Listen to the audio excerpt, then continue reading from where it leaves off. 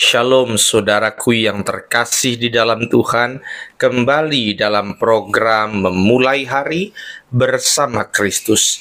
Senang sekali kita bisa bersama-sama membaca, merenungkan firman Tuhan di pagi hari ini.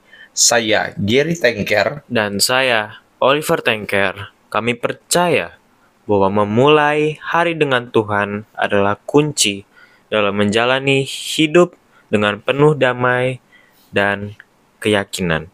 Tapi sebelum itu, mari kita berdoa. Tuhan, terima kasih Tuhan atas firman-Mu ya Tuhan, selama kami tidur hingga pagi hari ini ya Tuhan.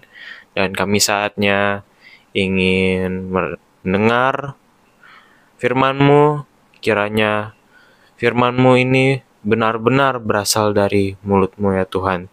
Terima kasih ya Tuhan, dalam nama-Mu kami berdoa. Amin. Hari ini kita akan belajar tentang salah satu nama Tuhan yang sangat luar biasa. Sebelumnya kita sudah membahas nama-nama Tuhan seperti Yahweh, kemudian Elohim, dan juga El Shaddai. Dan hari ini, saudara yang terkasih, kita akan belajar tentang salah satu nama Tuhan yang sangat luar biasa, yaitu Yahweh Jireh, atau yang berarti Tuhan yang menyediakan. Nama ini pertama kali dinyatakan pada Kejadian 22 ayat yang ke-14 yang berbunyi, dan Abraham menamai tempat itu Tuhan akan menyediakannya. Sebab itu sampai sekarang dikatakan orang, di atas gunung Tuhan akan disediakan. Ya, yang diberkati dengan pembacaan firman Tuhan, mari sama-sama katakan amin. Saudara yang terkasih di dalam Tuhan kita Yesus Kristus, untuk memahami makna daripada Yahweh Jireh, kita harus melihat konteks kisahnya, di mana dalam Kejadian 22, Tuhan menguji Abraham dengan sebuah perintah yang sangat sulit, yaitu mempersembahkan Ishak, anaknya yang sudah lama dinantikannya, sebagai korban bakaran. Kalau dalam cerita sebelumnya kita belajar tentang El Shaddai, di mana pada saat itu Tuhan menyediakan, yaitu penggenapan janji bagi Abraham, dan kemudian Abraham memanggil Tuhan dengan sebutan El Shaddai ketika janjinya digenapi. Tetapi kali ini penggenapan janji tersebut, yaitu anak yang dijanjikan, kemudian diminta oleh Tuhan untuk dipersembahkan oleh Abraham kepada Tuhan.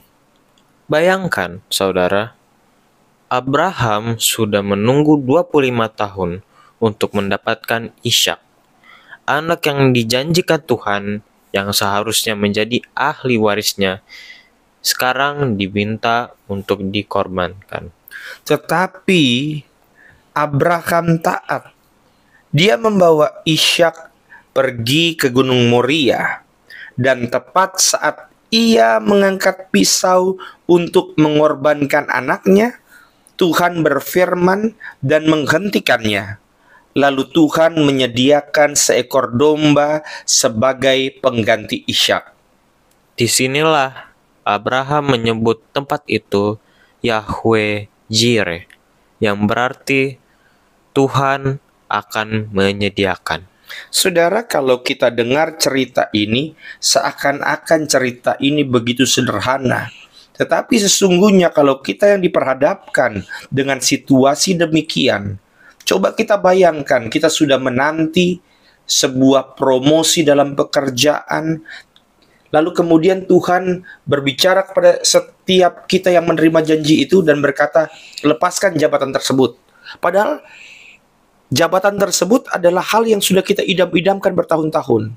Atau mungkin ketika saudara kemudian berdoa sama Tuhan supaya dapat gaji, misalkan dapat proyek, lalu kemudian Tuhan berkata dalam hatimu dengan suara yang lantang, lepaskan gaji itu atau lepaskan proyek tersebut yang nilainya fantastis. Apakah kita siap melakukan hal yang sama seperti yang dilakukan oleh Abraham? Ini bukan sekedar tentang penyediaan korban, tetapi tentang karakter Tuhan yang selalu mencukupi segala kebutuhan umatnya di waktu yang tepat. Maka saudara, hari ini kita akan belajar 4 hal dari sebutan nama Yehovah Jireh atau Yehovah Jireh. Yang pertama, Tuhan menyediakan di waktu yang tepat. Perhatikan bahwa domba tidak muncul lebih awal. Abraham harus berjalan ke gunung, mengikat Ishak, bahkan mengangkat pisau terlebih dahulu, baru Tuhan bertindak. Seringkali kita merasa bahwa Tuhan sepertinya terlambat. Kita ingin jawaban sekarang langsung ada. Kita ingin pertolongan yang segera dan instan. Tetapi saudara, kita harus sadar bahwa Tuhan tidak pernah terlambat. Walaupun memang kadang-kadang jalan Tuhan itu seringkali bikin deg-degan. Tetapi Tuhan selalu tepat waktu. Dalam Filipi 4 ayat yang ke-19, Paulus berkata, Allahku akan memenuhi segala keperluanmu menurut kekayaan dan kemuliaannya dalam Kristus Yesus. Tuhan tahu kapan kita membutuhkannya. Mungkin tidak sesuai dengan jadwalnya kita, tetapi waktu Tuhan selalu sempurna. Ingat saudara yang terkasih dalam Tuhan, Tuhan tidak pernah terlalu cepat dan tidak pernah juga terlalu lambat. Dia selalu tepat waktu. 2. Tuhan menyediakan di tempat yang tepat. Abraham tidak menemukan domba di perjalanan. Domba itu sudah tersedia di atas gunung. Artinya apa? Kita harus taat berjalan sampai di tempat yang Tuhan tunjukkan. Saudara harus tahu banyak orang tidak melihat penyediaan Tuhan karena mereka berhenti di tengah jalan. Mereka merasa perjalanan hidupnya terlalu berat. Akhirnya mereka tidak sampai di tempat yang Tuhan arahkan. Mereka tidak sampai ke tempat yang Tuhan sudah tetapkan, seperti gunung yang ada dalam cerita Abraham ini. Saudara, ingat kita tidak akan melihat mujizat jika kita tidak berjalan dalam iman. Sama-sama katakan, dalam iman. Dalam iman. Dalam Mazmur 37 ayat yang ke-25, Daud berkata, Aku dahulu muda, sekarang telah menjadi tua, tetapi tidak pernah kulihat orang benar ditinggalkan, atau anak cucunya meminta-minta roti.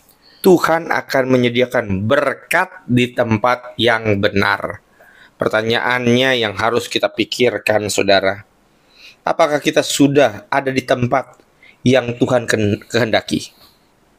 Jika kita taat berjalan di dalam Tuhan, di jalannya Tuhan, maka kita akan melihat penyediaannya yang sempurna.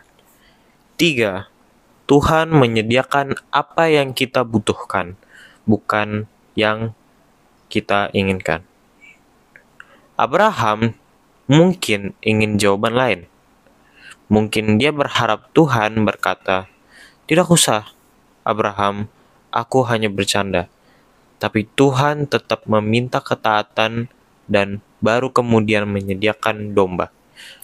Kita sering meminta sesuatu kepada Tuhan, tapi Tuhan tahu apa yang benar-benar kita butuhkan, bukan hanya sekedar yang kita inginkan. Kenapa, saudara? Ingat, yang Tuhan sediakan adalah kebutuhan, bukan keinginan. Kenapa? Karena keinginan itu sifatnya tidak pernah cukup. Kalau saudara ingin A, begitu itu digenapi pasti ingin yang B. Dan Tuhan yang disediakan itu adalah yang kita butuhkan. Makanya saudara, Matius 6 ayat 31 sampai 33 dikatakan, Yesus berkata, "Janganlah kamu khawatir dan berkata, apakah yang akan kami makan, apakah yang akan kami minum, apakah yang akan kami pakai, tetapi carilah dahulu kerajaan Allah dan kebenarannya, maka semuanya itu akan ditambahkan kepadamu. Makanya saudara, kalau baca ayat ini Matius 6 ayat 33, jangan baca hanya ayat 33 yang seakan-akan berkata bahwa semuanya akan ditambahkan. Saudara harus lihat konteksnya, apa yang akan ditambahkan. Coba baca ayat sebelumnya.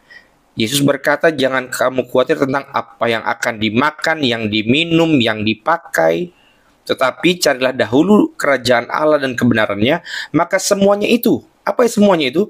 Yang akan kita makan, yang akan kita minum, dan yang akan kita pakai, semuanya itu akan ditambahkan. Artinya, Tuhan bertanggung jawab. Tuhan pasti akan memenuhi setiap kebutuhan kita.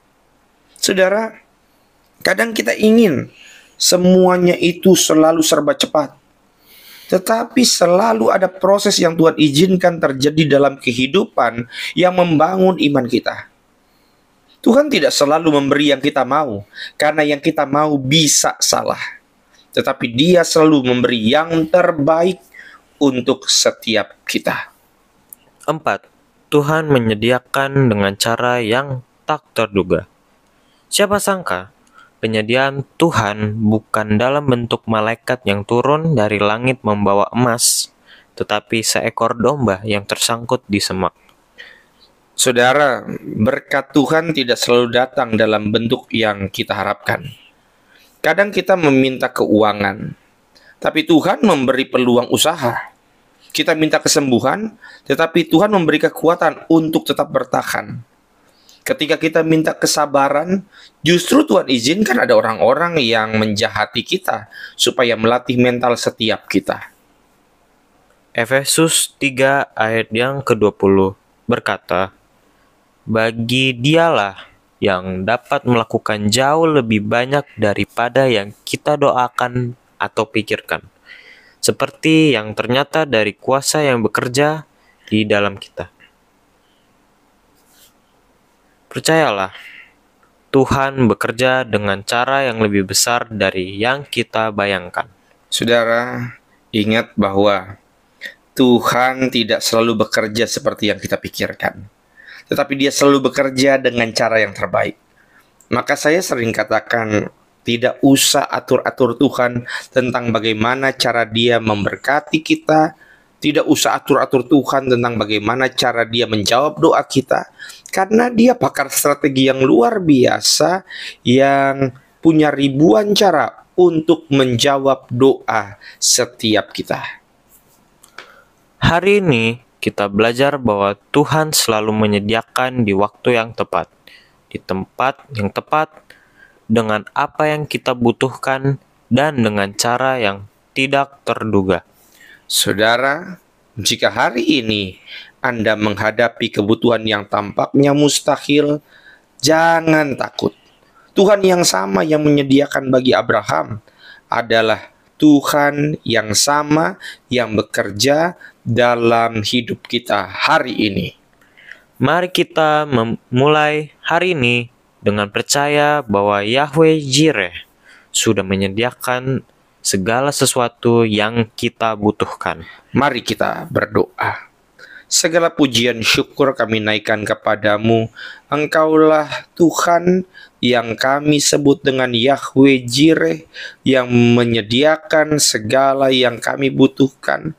Kami percaya, walaupun mungkin kami tidak mengerti jalan-Mu, kami belum paham dengan maksud-Mu, tetapi satu hal yang pasti bahwa Engkau tidak pernah meninggalkan setiap kami. Engkau tidak pernah lalai dalam menggenapi setiap janji-Mu dalam kehidupan kami. Terima kasih Tuhan Yesus, pagi hari ini kami memulai aktivitas kami sertai setiap langkah kaki kami. Terima kasih Tuhan Yesus. Haleluya. Amin. Puji Tuhan, kita sudah membaca merenungkan firman Tuhan. Selamat beraktivitas. Jangan lupa untuk memulai hari bersama Kristus. Tuhan Yesus memberkati. Shalom.